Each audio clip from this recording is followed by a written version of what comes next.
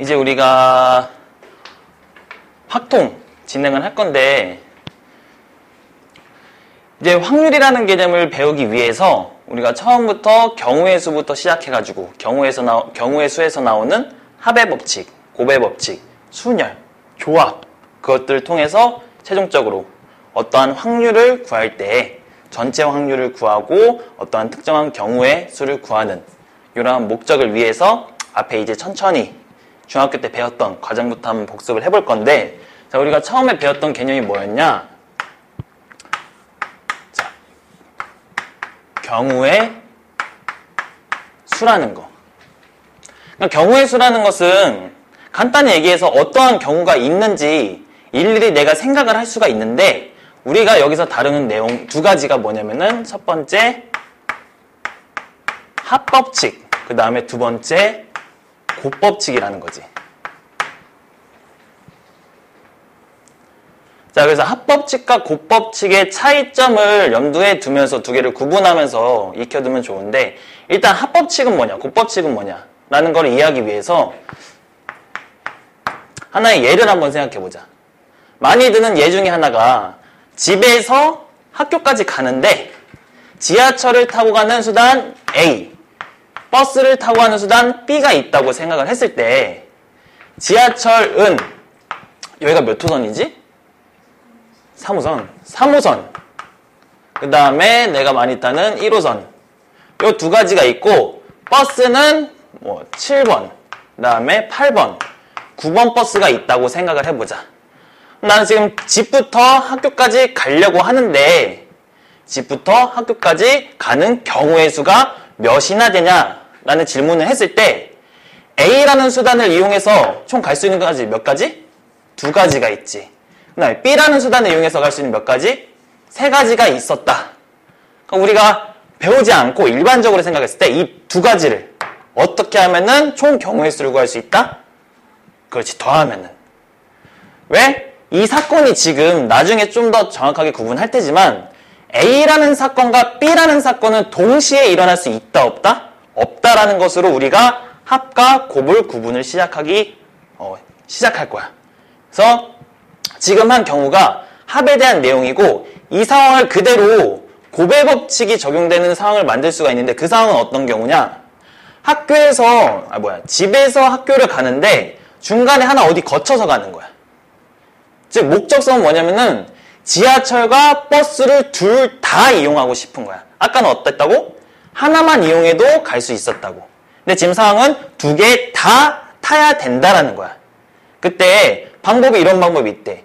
아, 여기 중간 지점 M이라는 지점을 거쳐가지고 갔을 때 집에서 M까지는 지하철로 갈 수 있는 두 가지의 방법이 있는 거야.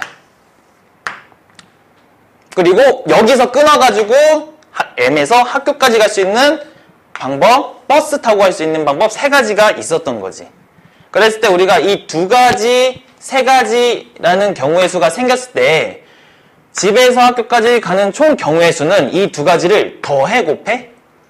그렇지. 곱해서 우리가 생각을 한다라는 거지.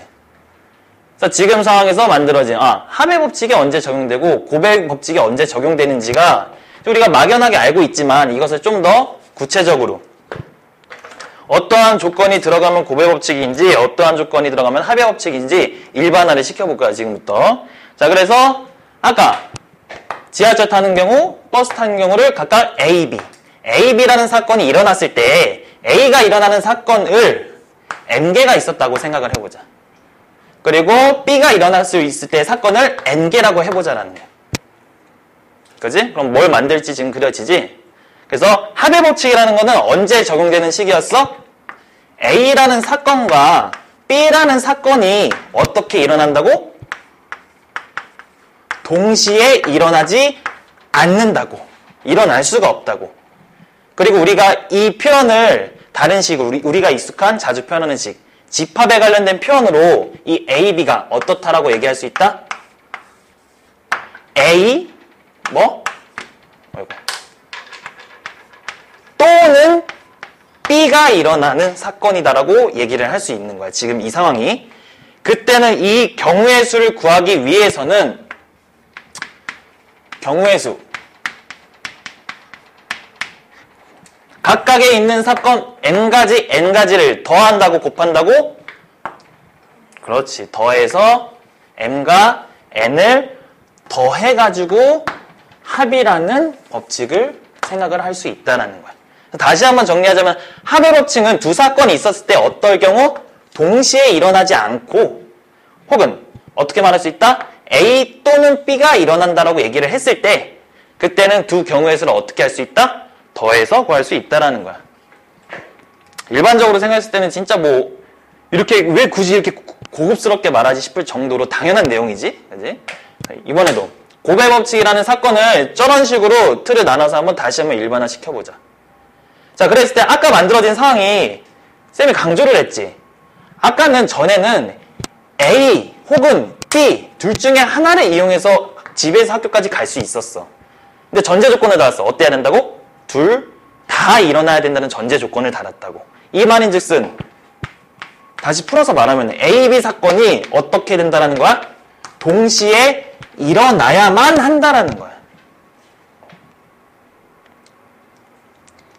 그리고 이것을 아까 표현했던 집합 표현으로 다시 한번 또 얘기를 하자면은 A하고 B가 어떻게 일어나는? 그리고 A가 일어나고 B가 일어나야 하는. 이거를 5월 and라고 할 수 있지만 우리가 푸는 수학 문제에서는 and, 5월이라는 표현이 안 나오기 때문에 굳이 또는 그리고라고 쓴 거야. 그 다음에 마지막으로 이렇게 고배 법칙이 만들어지는 경우의 수를 구할 때에는 그 각각의 사건의 가지수를 어떻게 하면 구할 수 있다?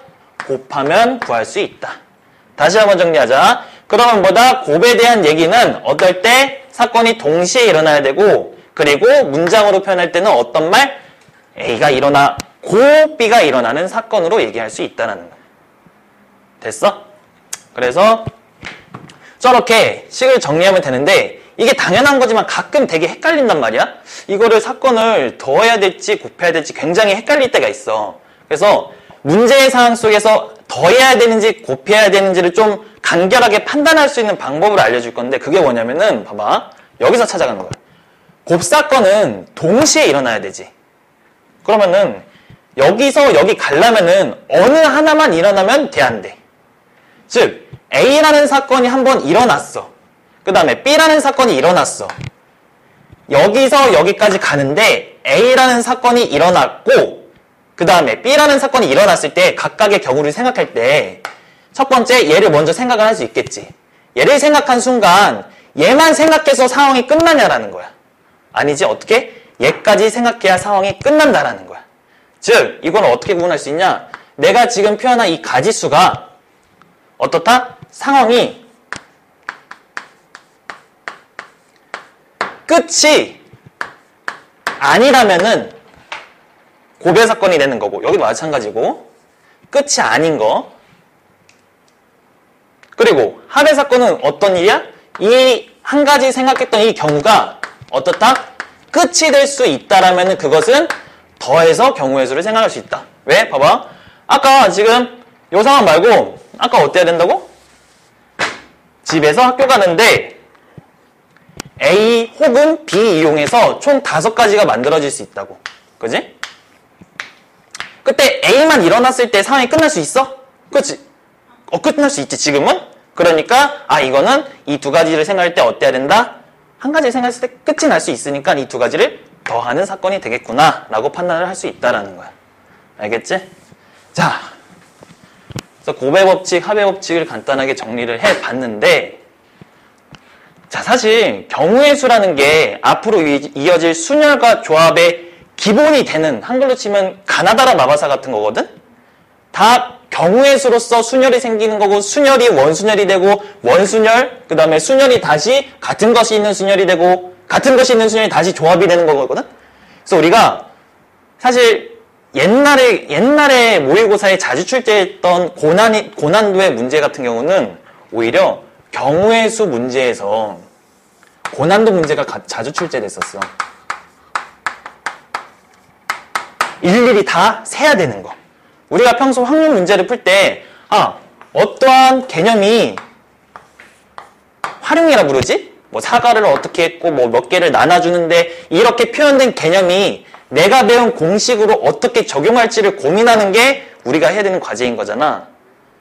근데 우리는 여기서 이 고민을 하고 있는데 실제 어려운 문제들은 이게 자체가 없고 그냥 이 경우를 체계적으로 세워나가는 데에 풀이가 있는 그런 문제들이 고난이도 문제로 많이 출제가 됐다라는 거야. 근데 한 15년도 기점 이후로 초점이 저 경우의 수에서 고난도 문제가 출제되는 경우가 좀 줄었고 뭐 조합이나 중복조합이나 우리 항상 단골로 출제되는 빈칸 문제 있지. 빈칸 추론 문제. 그런 것들에서 이제 조합 혹은 뭐 순열이라는 개념 그런 것들로 이제 좀 난이도를 높여서 문제를 출제하기 때문에 저 상황은 내신을 준비한다면은 알아두면 좋을 상황이라는 거야. 그래서 경우의 수라는 거는 그냥 일일이 센다라고 기억을 하면 되는데 저거를 누가 더 체계적으로 세냐가 이 문제를 풀 수 있냐 없냐를 구분짓기 때문에 경우의 수를 세는 때 좀 체계적이게 셀 수 있는 방법을 알아두면 좋아. 혹시 아는 거 있니? 진짜 대표적인 거. 막 하나하나 일일이 셀 때 뭐 어떻게 이렇게 해서 셌던 거. 어떤 거? 요거. 들어봤지? 뭐 고급스러운 표현으로 수영도라고 얘기를 하거든? 가지치기.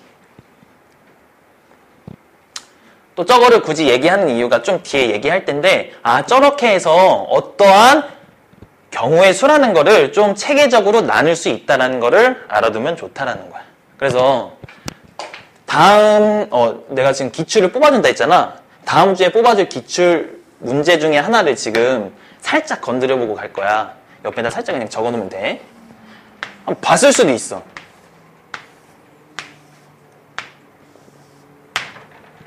사실 뭐 여기가 이렇게 잘려져 있는데 아무튼 저랑 뭐 피라미드가 있대. 근데 피라미드가 있는데 세 가지 색을 이용해가지고 이 피라미드를 색칠하고 싶은 거야. 근데 그냥 색칠하면 너무 간단하지. 첫 번째 조건이 있는 거야. 어떤 조건이면은 맨 위랑 맨 아래는 색이 달라야 된다라는 조건인 거야. 이러한 조건을 혹시 봤니? 처음 봐도 괜찮아. 자, 맨이랑 맨 아래의 색깔은 달라야 돼. 여기서 끝나는 게 아니고 또 근접한 구역끼리는 색이 달라야 돼. 이 두 가지 조건을 만족시키면서 저 상황을 한번 색칠해지는 경우의 수가 몇 가지가 있냐라는 걸 구해보라는 문제야. 그러니까 이거는 아까 얘기했던 좀 옛날 유형. 우리가 보통은 이거 보고 저게 조합과 연관됐을까 뭐 중복조합일까 이렇게 고민하기 마련인데 항상 요건 하나 알아도 문제 난이도가 높아지면 높아질수록 한 방에 뭔가 개념이 순열, 조합, 중복조합 이렇게 적용되는 개념들은 3점짜리 이하 문제들이야. 이게 안 되기 때문에 어려운 거고 우리가 공식을 적용시키기 위해서 한 단계 다리를 거쳐야 되는데 그것이 경우의 수라는 거야. 이 공식을 적용시킬 수 있게끔 경우의 수를 나눈 다음에 그 다음에 공식이 적용되게끔 만드는 건데 이따 다시 한번 얘기할게. 그래서 어쨌든 얘는 처음 딱 봤을 때 이제 고민을 시작해야 되는데 두 조건이 있지. 그래서 고민 없이 이 두 조건을 만족시키면서 경우의 수라는 거 나눠볼까? 라는 틀을 설정해야 된다고. 처음에 딱 봤을 때. 그래서 어떻게 하면 좋을까? 맨 위를 5층에 5개 맞지? 5층이라고 해보자. 5층. 그리고 두 번째 4층, 3층, 2층, 1층이라고 했을 때 아무런 뭐 순열 우리가 다 배운 상태야. 배운 상태에서 이게 뭐 순열, 조합 아무런 공식이 떠오르지 않단 말이야. 그래서 하나하나 해보는 거야. 그래 좋아. 세 가지 색을 A, B, C라고 놓고 두 조건이 있으니 그 두 조건 중에 하나하나 먼저 조건을 만족시키면서 접근을 해보는 거야. 이게 기본적인 확률의 경우의 수를 뜨는 접근 방법이거든? 괜히 이상한 거 조건 없는 거 이렇게 해버리지 말고 문제의 상황 속에 걸려져 있는 제안부터 접근을 해보자라는 거지. 그럼 두 가지가 있지? 얘부터 해보는 거, 얘부터 해보는 거. 그지? 그래서 일단은 일반적으로 한번 접근을 해보기 위해서 그냥 맨 위부터 한번 색칠을 해볼게. 맨 위에 색칠하는 경우가 몇 가지 있을까? 3가지 있는데 이게 뭘 색칠하냐에 따라서 또 맨 나라게 다르지. 그렇기 때문에 그냥 A라고 고정시켜놓고 경우의 수를 뜯어보자고. 그럼 봐봐. 생각보다 꽤 간단하다. 그러면 그 다음에 올 수 있는 건 몇 가지야? 그렇지, 뭐? B, C. 그럼 그 다음에는 A, C. 전에 거랑만 다르면 되잖아. 그럼 이 다음 거는? 그렇지, A, A, B. 그지? 이런 식으로 발견하면서 이 상황 속에서 고배 법칙이 뭘까라는 게 딱 튀어나온다면은 그때서 아까 여기서 공식이 적용되는구나 하고 공식을 쓰면 돼. 근데 요거는 그렇게 할 수가 없지. 이렇게 두 가지씩 파생될라나? 왜? 안 돼. 왜? 마지막 색은 또 그 전에 맨 앞에 거랑 달라야 되거든. 그래서 계속 끝까지 가야 된다는 거야. 맞아, 해보자. 자, 얘는 몇 가지? 그렇지, 얘도 2가지네. B, C, 얘는 그렇지, A, B, 얘는 그렇지, B, C, 얘는 A, C. 왜 이걸 구체적으로 굳이 다 썼냐? 마지막 얘가 A이기 때문에 달라지거든. 얘가 뭐가 올 수 있어? 그치, 원래는 A, C지. 근데 맨 앞에 뭐야? A이기 때문에 뭐가 와야 돼? C 하나가 와야 돼. 근데 얘는 어때? 얘도 똑같네? 그렇지, B 하나 와야 돼. 근데 다른 상황이 어떤 경우야? A가 올 때. 왜? 이 다음엔 B, C 올 수 있는데 B, C는 맨 앞에 안 왔잖아. 그러니까 여기서 몇 가지가 발생되는 거야? 그렇지, 2가지가 발생되는 거야. 이걸 일반화 시켰을 때 왜 안 된다고? 이러한 특수한 경우가 생기거든. 그지? 그래서 나머지들 짝짝짝 하면은 빠르게 한번 쳐볼까? 그러면 여기서 이렇게 판단할 수 있지. A일 때만 2가지가 생기는구나. 이해되니? 그러면은 나머지에서 얘 2가지, 2가지, 2가지, 얘 뭐야? 무슨 소리야?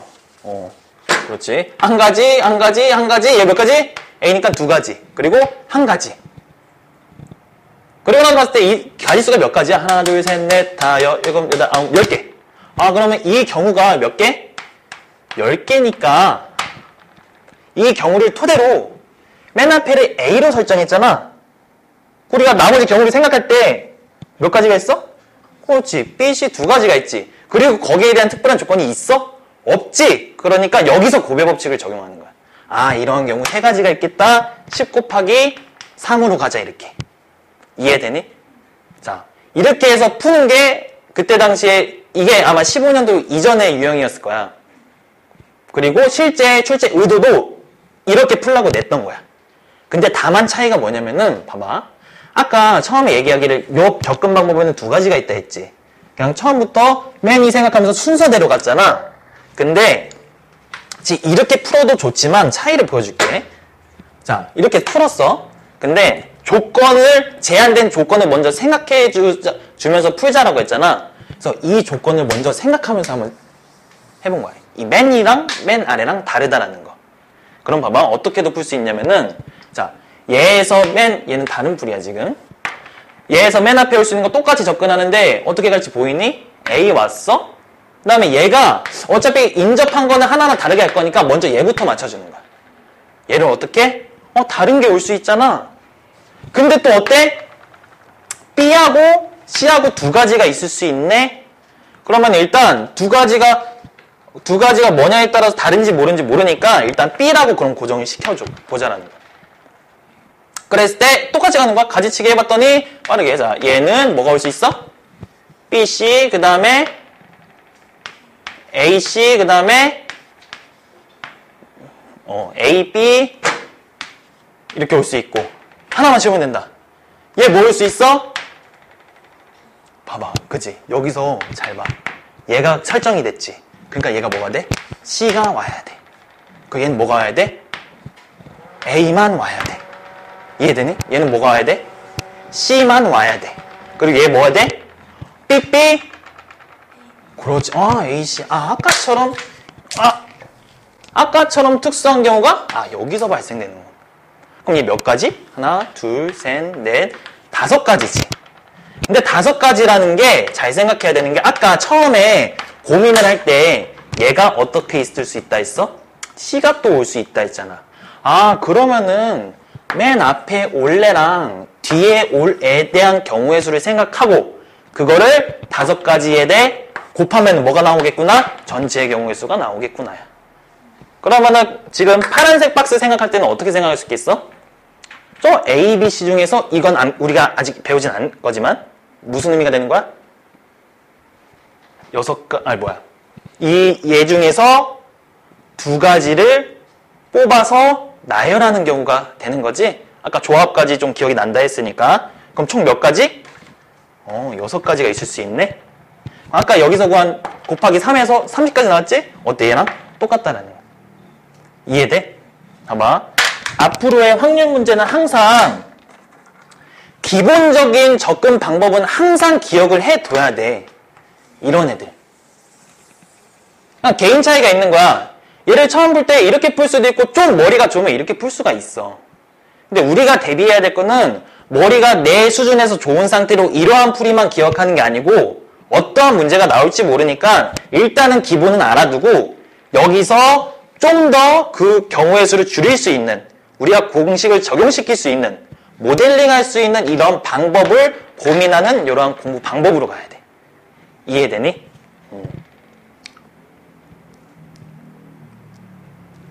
그래서 이거 혹시 적었어?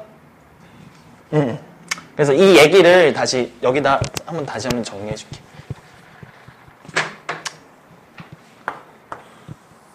그래서 대표적인 유형을 한번 정리를 해줄게. 이 얘기를 듣고 뭐 선택해서 정리해두면 돼. 얘 둘 다 뭐 적어. 풀이 적어두고 이 내용을 한번 정리를 해줄 거거든. 이 내용. 봐봐. 우리가 어떠한 문제가 나온다고 했었지? 대표적으로 한번 생각해 본다면은 함수 만들기 문제 알아? 혹시 아니? 아마 그 고등학교 와서 확대를 안 했다면은 얘랑 안 했을 거야. 함수 만들기 문제가 뭐냐면은 1, 2, 3이 있고 1, 2, 3, 4가 있다라는 거야. 그래서 문제를 내는 거야. 첫 번째. 이게 함수가 만들어지는 경우가 몇 가지냐?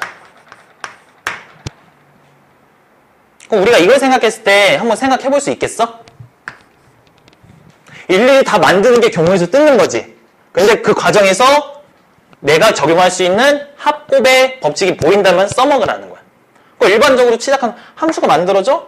그럼 일단 화살표가 출발해야 되는 거 아니야? 화살표가 출발할 건데 이렇게 따라라 다 출발할 건데 얘에서 몇 가지? 4가지가 갈 수 있네? 그 다음에 얘 몇 가지? 얘가 어떤 것을 출발했을 때 얘가 얘 때문에 제약을 받나? 조건이 있나? 라는 걸 떠올려 보는 거야. 항상 제약이 문제였지. 아까 그 조건들. 근데 제약이 있어 없어? 없어. 얘가 여기 가든 얘는 4가지 다 선택할 수 있단 말이야. 4가지. 몇 가지? 4가지. 4의 몇 승? 3승. 몇 개? 몇 개. 근데 이게 지금 이따 건드리게 될 중복순열이라는 거거든? 사실 뭐라고? 우리 중복순열 안 배웠잖아. 근데 다 여기서 나오는 거라고. 그러니까 다시 하고자 하는 얘기가 뭐냐면은 일단 어떠한 문제 상황이 주어지는데 얘에서 공식이 적용될 수 있게끔 이 과정을 뚫어야 되는 거야. 근데 바로 공식이 적용되면은 이거는 무슨 문제다? 쉬운 문제다라고. 난이도가 낮은 문제대. 바로 적용이 안 되는 거야. 그래서 뭐가 필요한 거야? 이 공식이 적용되게끔 뭘 나눈다? 경우의 수를 나눈다. 그러니까 이거를 그냥 한마디로 틀을 나눈다라고 기억하고 있으면은 좋을 거야. 틀을 나눈다고. 틀을 나눈 순간 뭘 적용시킬 수 있다? 이러한 조그마한 상황들에서 공식을 적용시킬 수 있는 상황이 만들어진다. 이게 경우의 수라는 거야. 경우의 수. 일단 계속 우리가 확통을 계속 할 거니까 확통을 푸는 기본적인 자세에 있어서 항상 이 생각이 머릿속에 있어야 돼. 알겠지? 좀 이 얘기가 좀 길었는데 그래서 얘 이렇게 갔다는 게 얘를 하나 정리해 두는 게 확률 문제를 푸는 데의 기본 자세.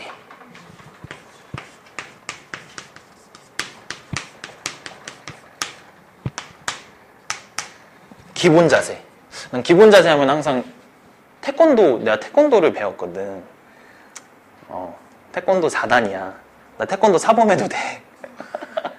이 바지도 태권도복이야. 뻥이야. 이해하면 어떡해. 누가 태권도복이라고 놀리더라고. 아, 그렇게 보여? 너무 띠만 매면 될까?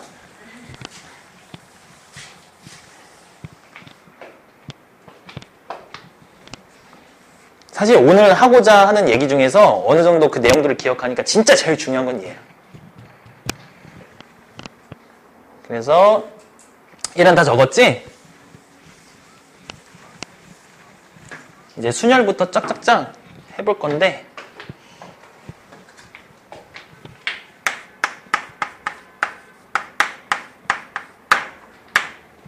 어느 정도 기억하고 있으니까 저런 거였지 하면서 기억을 되새기면 돼. 원순열을 모르지 그럼. 그지? 그래. 원순열부터 새로운 내용이구나. 이거 적었니 혹시? 그러면 순열부터 다시 한번 기억해 보면서 쫙 한번 해보자. 자, 그럼 이제부터 나오는 게 순열에 대한 내용인데 순열은 총 4가지에 대한 개념이 있어. 지금 방금 말한 무슨 순열? 원순열이라는 거. 원순열이 뭐야? 그 다음에 두 번째 아까 살짝 말한 중복순열이라는 거. 그 다음에 마지막에 조합으로 이뤄지는데 다리가 될 같은 것이 있는 순열. 한자 한번 써볼까?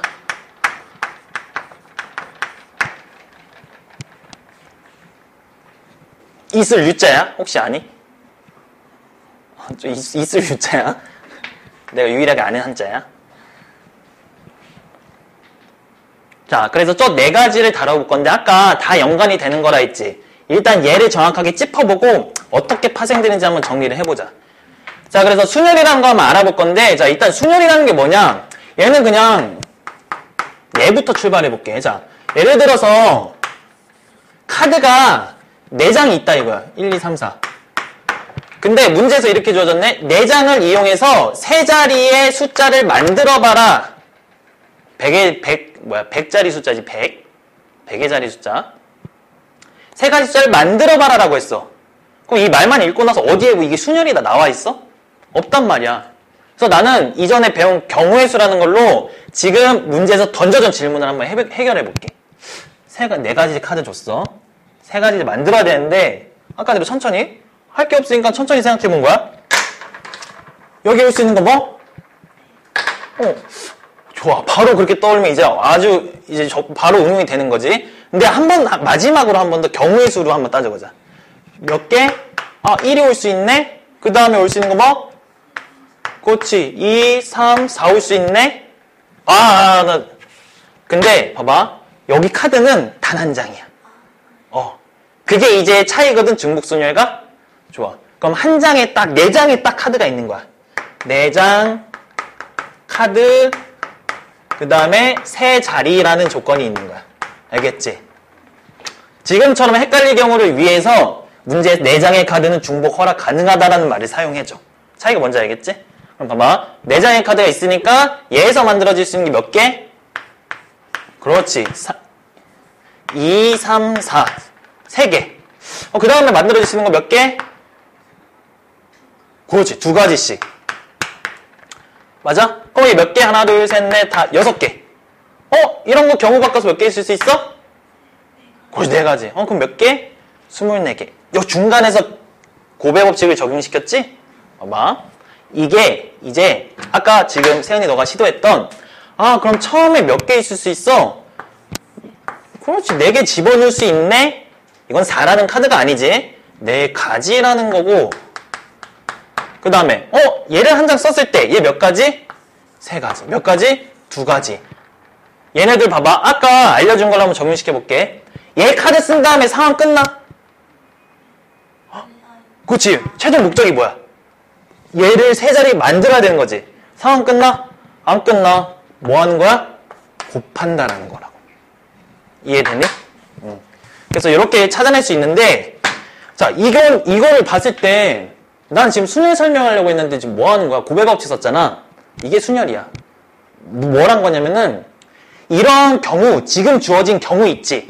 이러한 경우가 앞으로 굉장히 많이 일어날 수 있기 때문에 이러한 경우를 이름 짓는 거야. 아, 그러면 계속 이런 식으로 곱할 거면은, 이런 놈을 순열이라고 이름을 짓고, 그거를 일반화시켜서 정리를 해놓자라는 거야. 그게 순열인 거야. 이해되니? 그래서 일반화를 시켜볼게. 그래서 일반화는 어떻게 하냐? 수를 문자로 표현해야지. 그지? 그래서 4장의 카드를 몇 개? 그렇지, N개. 이거 뭐 밑에다 써? 지우는 거 싫어하지, 중간에. 이거 썼니, 혹시? 뭐 N개. 그 다음에 이 몇 개? R개로 보통 표현해. R자리. 그럼 봐봐. 이 카드의 상황이 어떻게 된 거야? 쭉쭉쭉쭉쭉 가서 4장에서 멈추는 게 아니고 몇 가지? 몇 개인지는 이따 생각하고 얘가 쫙 있는데 얘가 총 몇 개? 그렇지. 몇 개? R개 있어야 되지. R 자리니까. 다시. 이거부터 가지 말고. 자, 다시. 자, 카드 개수부터 하자, 그럼. 자, 봐봐. 얘가 N장의 카드인 거지. 이 4라는 숫자가 지금 어디 들어가 있어? 맨 앞에 썼었지? 아, 여기에 뭐가 되는 거야? 여기에 N이 되는 거야. 이해되니? 아, N이라는 숫자는 여기 들어가는 거고, 그 다음에 이 세 자리라는 게 의미하는 게 뭐였어?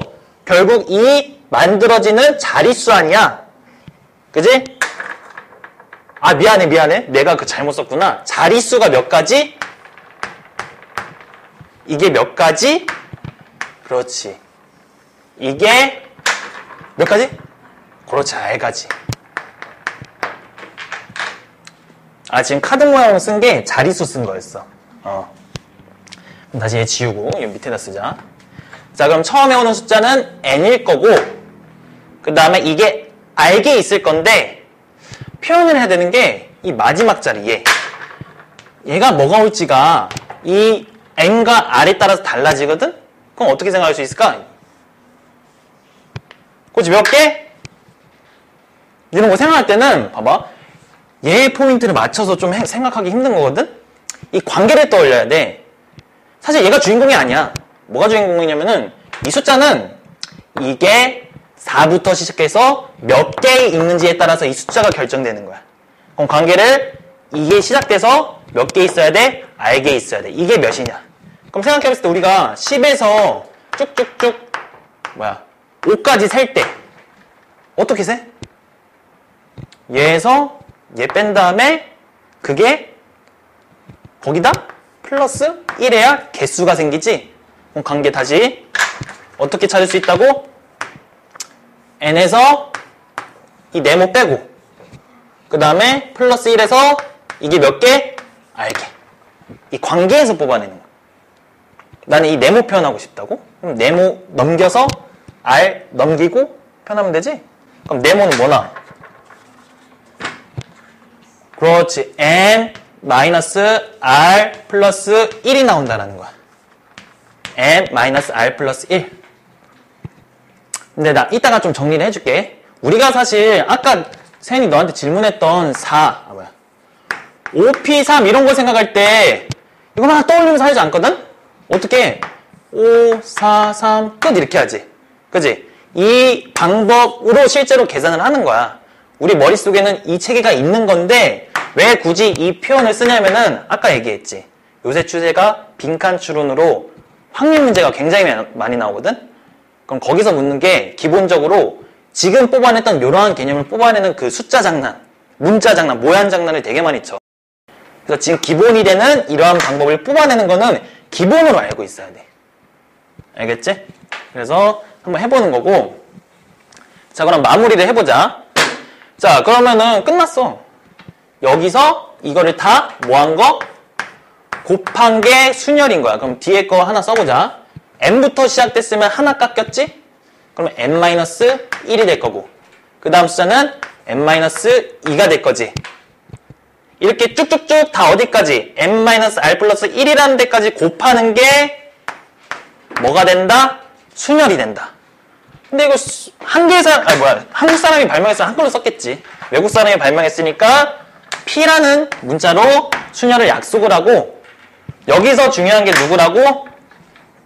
몇 개 중에서 몇 개 뽑았는지가 중요하기 때문에 저 의미를 여기 이렇게 써주는 거야. 이게 순열이다라는 거. 됐니? 그럼 봐봐. 우리가 기본적으로 알고 있는 식은 이렇게 쓰지 않거든? 어떻게 아까 살짝 보여줬잖아. 이런 식으로 쓰거든? 그치? 왜 이런 식으로 쓰냐면 이렇게 쓰니까 너무 더러운 거야. 수학은 항상 간단한 걸 좋아하거든. 그래서 한 게 뭐냐면은 팩토리얼 개념 알아? 팩토리얼? 그치? 우리가 배운 팩토리얼이라는 개념이 뭐야? 이 숫자서부터 시작해서 쭉쭉쭉 몇 가지 1까지 다 곱해버린다라는 개념이잖아. 이 개념이 보이면은 이렇게 간단히 쓸 수 있다라는 거야. 근데 이거를 적용시킬 수 있는 틀이 가능성이 보이는 게 n부터 시작해서 쭉쭉쭉쭉 어디? 1까지는 아니지만 뭔가 중간까지 더 곱했네? 그럼 여기다 뭘 만들어줘? 1까지 곱한 모양을 만들어주는 거야. 근데 얘 만들어주면 의미가 순열이 아니지? 걔를 뭐 해주면 돼? 분모에 그렇지 나눠주면 되는 거야. 이렇게. 그럼 우리가 할 거는 얘를 표현하는 건데 얘 어떻게 표현할까? 간단해. 아까 했던 것처럼 내가 이전에 했던 액션을 다시 한번 일반화 시켜보는 거야. 그 다음에 나올 항을 생각해봤더니 얘는 어떻게 생각해? 그렇지. 얘에다 1 빼면 되잖아. 그러면 n-r 그 다음은 n-r에 마이너스 1 쭉쭉쭉 가서 어디? 1 그럼 얘도 여기 들어갈 건데 자 이놈이 누가 되는 거야? 아니지. 그렇지. 이놈 자체만 보면 뭐? n-r의 팩토리얼. 그럼 아까 목적이 뭐였어? 이거 왜 만든 거였어? 얘까지. 얘까지 쫙 써서 뭐라고 쓸 수 있다고? 그렇지. n팩. 그 다음에 이 노란색 박스 얘 뭐라 쓸 수 있다고? 분모에 뭐 들어가? 그렇지. n-r의 팩토리얼. 그래서 이 식이 나오는 거야. 이게 순열식.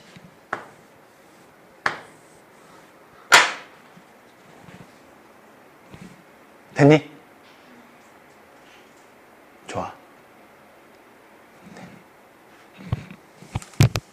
다음에 할 내용이 좀 간단해서 한번 여기까지. 자, 그러면은 이제 이 순열을 이용해서 처음 배우지 원순열. 좀 적었어? 다? 원순열이라는 거 한번 파악해 볼 건데 자, 원순열로 바로 들어갈게. 원순열은 뭐냐? 아까 얘기했지. 이름부터가 이미 3분의 2가 같잖아, 그지? 순열, 원순열, 그지? 원순열이라는 것은 뭐냐면은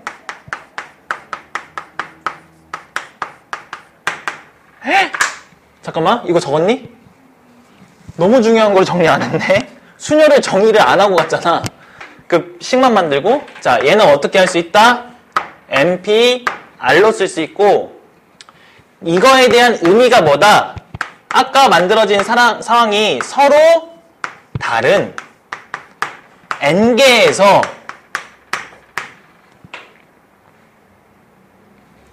R개를 나열한다라는 것인데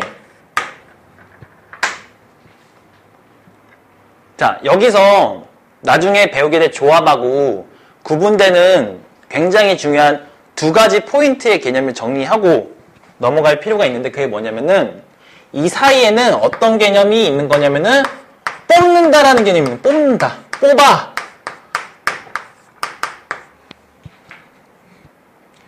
그리고 여기 나와 있는 나열이라는 거 있지? 나열이라는 건 뭐야? 의미 자체가? 그렇지. 10명을 쫙 나열해봐. 그럼 1번서부터 10번까지 쫙 있는 거지. 그게 무슨 의미냐면은 각각 순서의 의미가 있다라는 거야. 이게 너무 중요해. 그럼 순열은 NP-R이라는 것은 뭐다? 서로 다른 N개에서 R개를 뽑아 나열하는 건데 어떻게? 뽑아서 나열한다. 뽑아서 나열한다. 아, 순서에 대한 의미가 있는 거구나. 그리고 뒤에 배우게 될 조합이라는 의미는 뭐야? 순서의 의미가 없는 거야. 뽑는 것까지만 하는. 그게 여기서 시작된다 이거지. 같은 것이 있는 순열.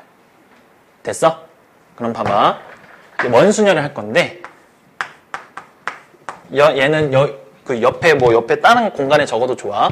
난 밑에다 적을게. 원순열. 자, 원순열이라는 거는 그럼 뭐냐? 원순열이라는 것은 순열이 알개 중에서 N개 중에서 알개를 나열하는 거잖아. 그럼 얘도 똑같아. N개 중에서 알개를 나열하는데 그거를 얻다가 원에다 나열한다는 거야. 원. 원래 우리가 일반적으로 나열한다라는 것은 뭐야? 직선상에 나열하는 거지. 그렇기 때문에 번호가 주어지는 거지. 이걸 좀 더 친절하게 말하면 직순열이라고 얘기할 수 있는 거거든. 원순열은 뭐다? 그거를 그렇지 똑같이 나열하는데 원에다 나열한다. 원. 그럼 원에다 나열하면은 뭐가 다르기 때문에 왜 이름을 따로 붙인 걸까? 혹시 추측 가는 게 있어? 뭐가 달라질까? 그렇지. 중복되는 의미가 생기는 거야. 무슨 의미? 같은 것이 생기는, 같은 것. 이게 생긴다라는 거야. 경우의 수 셀 때 항상 틀리는 이유 중에 하나지? 중복된 것에서. 아니면은 덜 세서. 그지? 같은 것이 생기는 거야. 그럼 어떻게 같은 것이 생기는 건데? 간단하게 알아볼게. 자, 그러면은 상황이 A라는 사람, B라는 사람, C라는 사람이 있는데 원에 안 치는데 처음에 안 쳐본 거야. 그래서 뭐 일반적으로 이렇게 안 친다라고 하고 일반적으로 원순열은 간격이 같다라는 거야. 알겠지? 그래서 짝짝짝 다 나열하는데 그 중에서 뭐가 있냐면은 쫙 하다가 요것도 있을 거야. 그리고 쫙쫙쫙 하다가 또 뭐가 있냐면은 요것도 있을 거야. 그지? 그래서 결론적으로 알려주면 총 몇 개? 6개거든? 6개가 아니고 6개거든? 이렇게 쫙 그냥 생각했을 때 근데 어떤 경우가 생겨? 이놈, 그렇지. 이놈이 다 같아 버리는 거야. 같은 놈 몇 개 나왔어? 3개 나왔어. 그럼 이 경우를 어떻게 해서 생각할 수 있을까 생각해 봤더니 자, 원순열은 뭐라고? 다시 순열이라고. 그 다음에 봐봐. 잘 생각해야 돼. 그럼 같은 거를 빼주면 되는 거지. 근데 정확히 구분해야 될 게 여기서 뺀다라는 거는 마이너스가 절대 아니야. 왜냐면은 여기서 빼는 경우는 봐봐. 이 경우들 구할 때 고배 관계가 이루어져서 더해지는 거거든? 그럼 그 관계 속에서 세 가지라는 관계를 제거시켜주고 싶은 거야. 그럼 곱들로 이루어져 있지 다.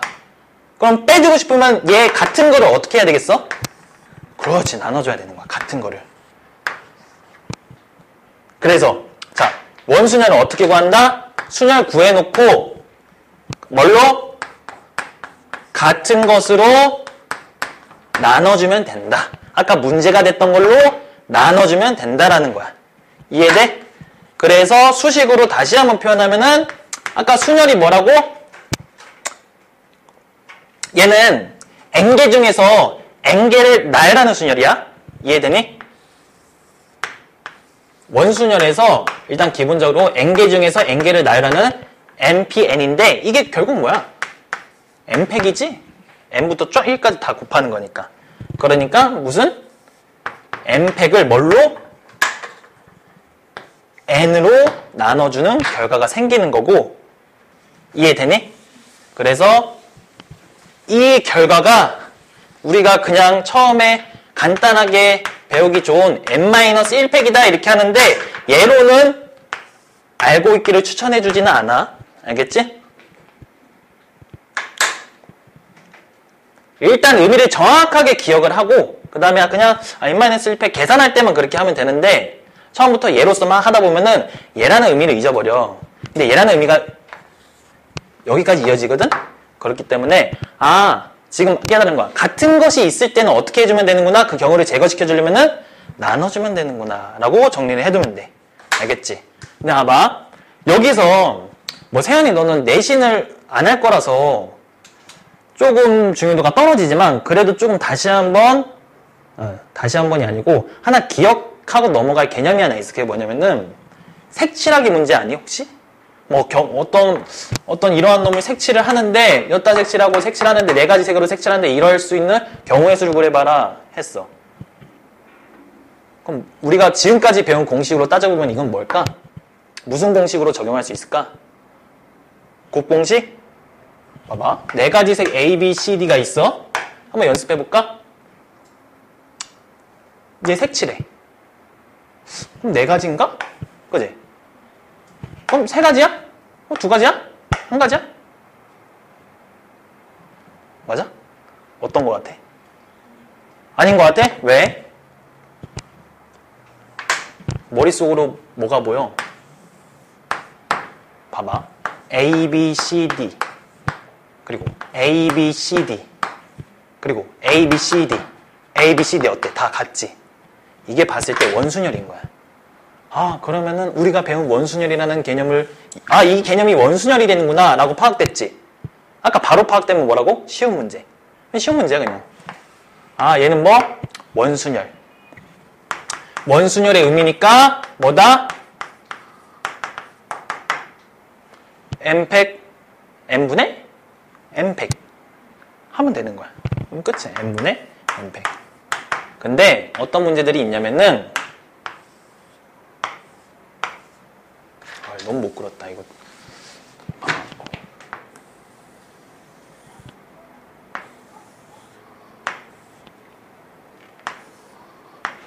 이렇게 있는데 이렇게 하는 거야. 그림이 조금 그래서 설명을 덧붙이자면은 얘는 지금 넓이가 다 같다. 이렇게 알았지? 다 같은 넓이야. 그러면 내가 얘 다음에 얘를 그렸으니까 얘도 뭐겠구나. 원순열이 있겠구나. 그 원순열 하면은 얘 몇 가지야 기본적으로. 하나, 둘, 셋, 넷, 다, 여, 일곱. 7가지의 색으로 7가지의 색으로 색칠을 해보라 이건데, 그래 얘는 좋아. 원순열과 개념이 똑같기 때문에 하면 돼. 근데 얘는 600 하면 되나 그럼? 이게 고민인 거야. 원순열로만 보자면은. 이해되니?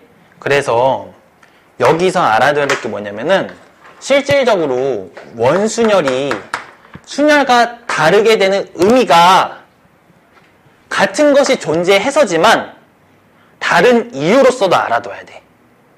그게 뭐냐면은 원순열이 순열과 다른 이유는 같은 것이 있어서 라고 이 이유 말고 다른 이유가 뭐냐면은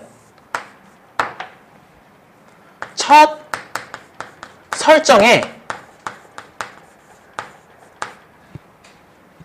의미가 없어서야.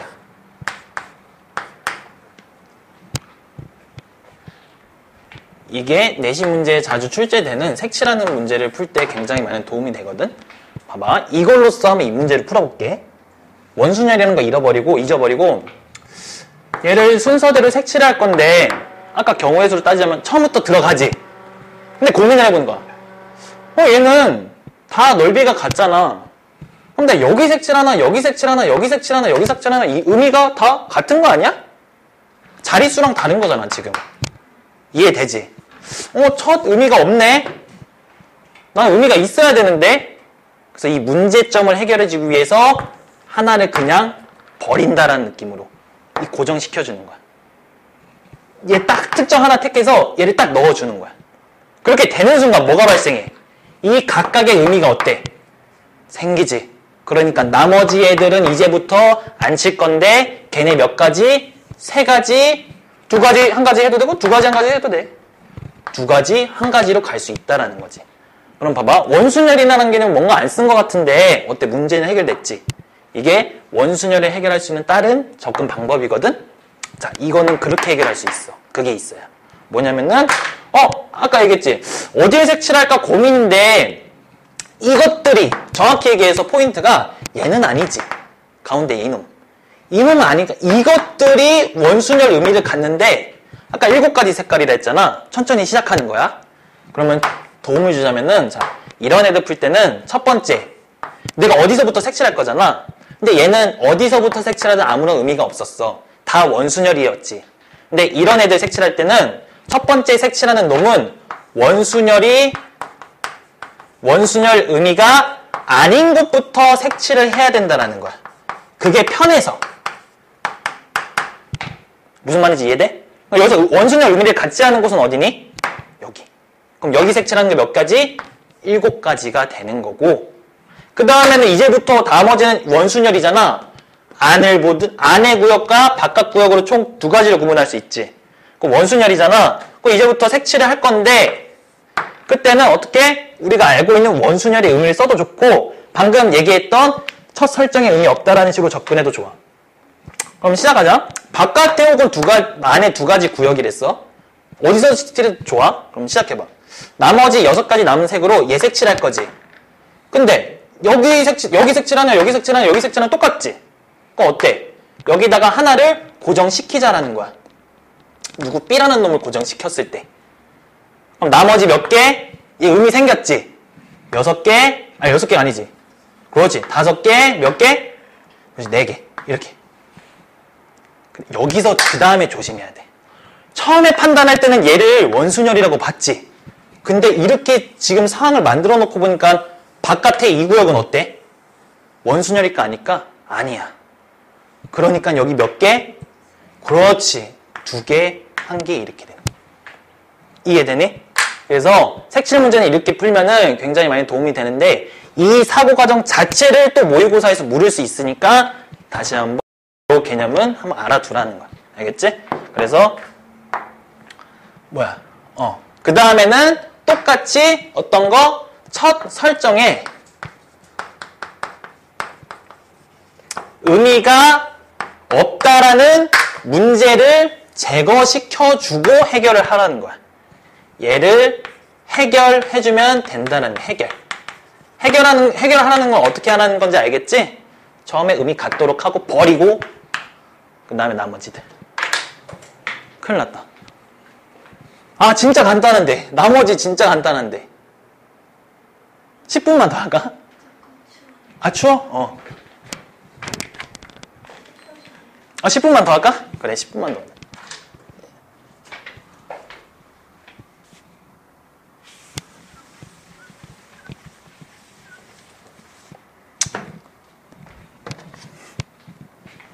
그래서 봐봐.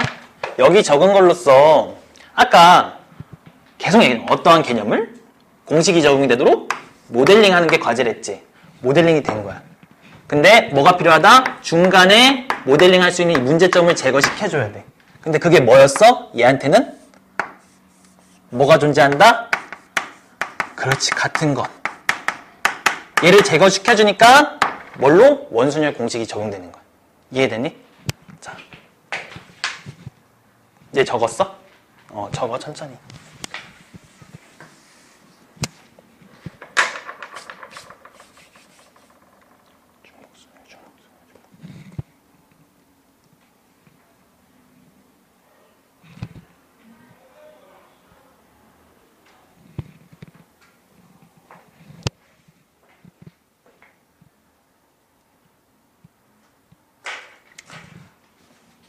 근데 색칠하기 문제가 진짜 기출이 하나에 나왔나? 하나? 그래서 근데 이 개념 자체를 알고 있는 거는 도움이 될 거다라는 거. 자, 그럼 바로 이제 중복순열을 지우자. 중복순열이라는 거를 해보자. 자, 중복순열은 뭐냐? 얘도 얘를 통해서 한번 정리를 하고 이런 거를 자주 사용하기 때문에 얘를 이름을 중복순열이라고 붙였구나 라고 기억을 하면 되는데 똑같아. 아까 이미 얘기해줬지? 카드를 쓸 건데 아까는 하나 쓰면은 끝이란 말이야. 근데 얘는 카드가 뒤에 무한계가 있는 거야. 무한계 말도 안 되지만 무한계가 있는 거야. 무한계가 1 무한계 있고 무한계 있고 그거를 셋 중에서 뽑아서 자릿수를 만들어라. 아까보다 그냥 하나 준 거야. 쉽게 가기 위해서. 그러면은 우리가 배운 경우의 수로서 따져보자 이거야. 몇 가지? 그래 좋아. 3가지. 몇 가지? 3가지. 동시에 일어나? 하나에서 안 끝나? 그래 곱해. 그러면 식이 어떻게 나오는 거야? 잘 봐. 3회 몇 승? 2승 이라는 건데 이 3이라는 숫자가 갖는 의미랑 2라는 숫자의 의미가 뭐냐면은 2라는 거는 결국은 뭐? 자릿수의 개수라는 거야. 일반화할 거 보이니? 자, 얘가 총 카드가 몇 장 있어? n장 있을 때 n개 중에서 어떤 거? 중복 허락이야. 중복 가능. 그래서 나머지 의미는 순열이랑 똑같지. 중복하면서 뽑고 뭐 해라? 그 다음에 뭐 해라? 나열해라. 그럼 무슨 의미가 된다? 중복 순열이라는 의미가 되는데 그 중에서 뽑고라는 의미가 자릿수라는 의미인 거지. 얘를 알개로 봤을 때 식이 어떻게 된다? 뭐지? n? 그래, n의 r승이다. 이렇게 되고 얘도 표현할 방법이 필요하니까 어떤 거? 중복순열일 때는 이렇게 파이라는 표현을 쓰고 그 다음에 n이 어디서?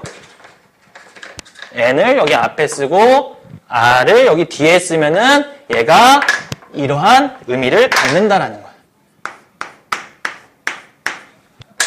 n, r. 근데 얘는 별로 써주고 싶지 않은 게 뭐냐면은 중복순열 자체가 얘는 중요한 게 공식화시키는 게 중요도가 떨어져. 왜냐면은 나중에 가면은 빨리빨리 하기 위해서 간단하게 생각하는데 그때 헷갈리는 게 뭐냐면은 3의 2승인지 2의 3승인지 이걸 헷갈려. 이거 생각하다 보니까. 그래서 이런 애들은 봐봐. 지금도 뭘로 뽑아냈어? 경우의 수로 뽑아냈지. 그냥 고배 법칙으로. 그래서 중복순열에 대한 내용은 접근을 어떻게 하는 게 좋냐면은 얘는 접근을 그냥 경우의 수로 접근하는 게 더 원리적이고 더 헷갈릴 일이 없다라는 거야. 알겠지? 아, 그냥 저런 거를 중복순열이라고 얘기를 하는 거구나. 그럼 봐봐. 문제 읽다가 중복 허락하여 라는 말을 사용하면 여기까지만 배우면은 아, 중복순열이구나. 경우의 수를 생각하자 하잖아. 근데 뒤에 배우는 중복이란 말이 하나 더 나와. 조합에서 나오거든? 그럼 중복조합이라는 게 있어. 근데 중복조합은 공식화시켜서 하는 게 좋거든? 그래서 일단은 근데 이제 우리의 목적, 우리가 해야 될 과제는 그거지. 이게 순열이냐 조합이냐 다 따진 다음에 중복순열 같아 라는 거를 파악이 된다면은 그때 뭐 m파이 r인지 r파이 r인지 이거 고민하지 말고 바로 경우의 수로 그냥 간단하게 해결해 버려라 이거야. 알겠지? 다 적었어? 자, 마지막. 좋아, 딱 5분씩이네.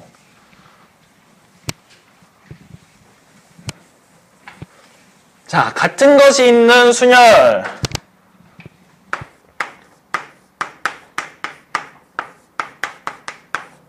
같은 것이 있는 순열.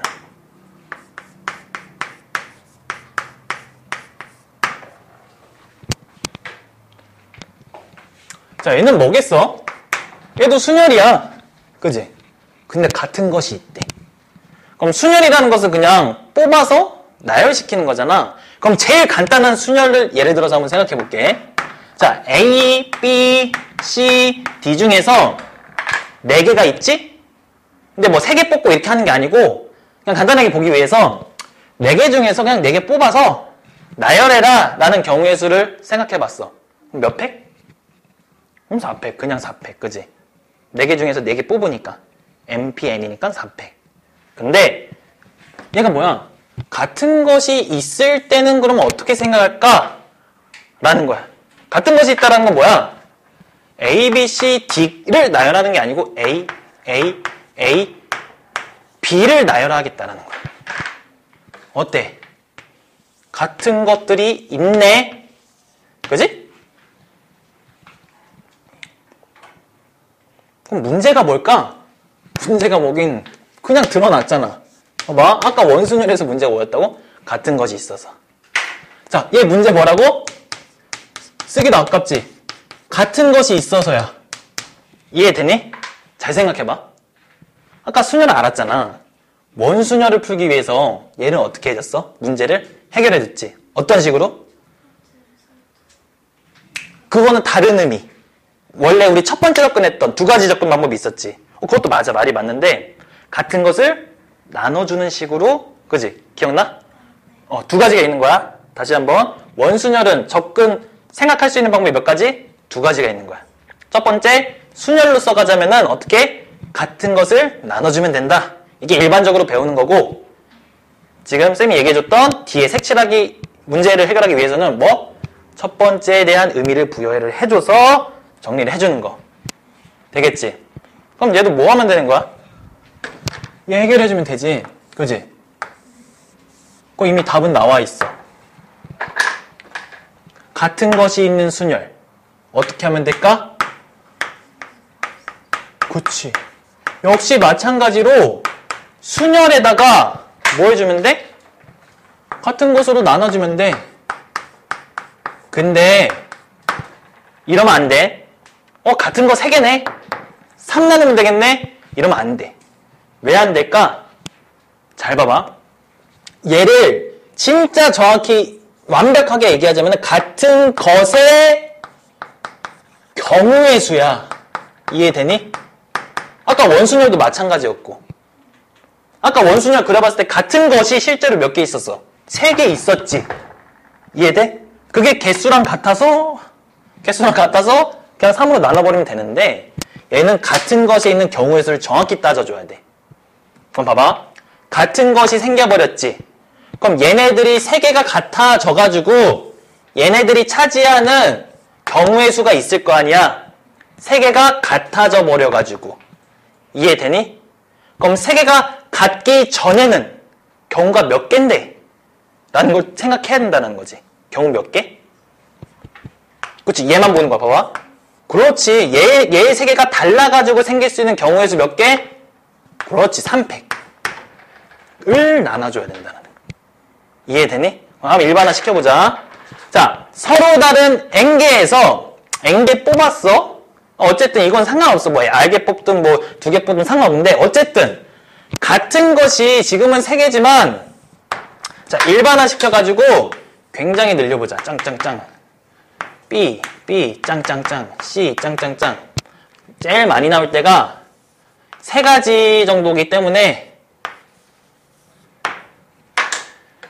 자, 이거 늘린 거야. A 100개, B 200개, C 300개 쫙 늘어서 있는데 이걸 나열해라 이렇게 준 거야. 그럼 그것이 총 N개 있을 때, 얘 같은 것이 P개 있다고 생각하고, 얘 같은 것이 Q개 있다 생각하고, 얘 같은 것이 R개 있다라고 생각했을 때 공식화 시켜본다면은 공식이 어떻게 되냐? 위에 공식 어떻게 돼? 총 몇 팩?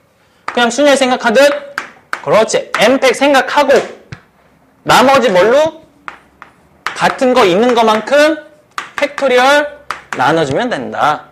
근데 여기서 중요한 게 뭐냐면은, 당연한 거지만 방정식에서 이 지금 상황의 조건으로 이용되기 때문에 이 식까지 기억해둬야 돼. 뭐 하나 뽑아낼 식이 있는데 그게 뭐냐면은 PQR 다 더하면 몇 개겠어? N개겠지?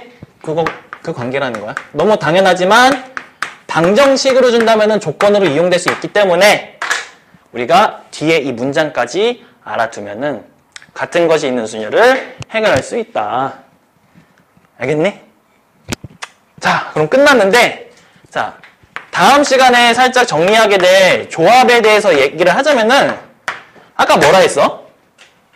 순열이 뭐라고? 앉아. 순열이 뽑고 나열하는 거랬지. 조합은 뭐라고? 뽑기만 하는 거. 봐봐. 나열이 뭐랬어? 순서의 의미가 있다라는 거랬지. 그럼 봐봐. 조합이라는 것은 어떤 의미야? 순서의 의미가 없다라는 거지. 잘 봐봐.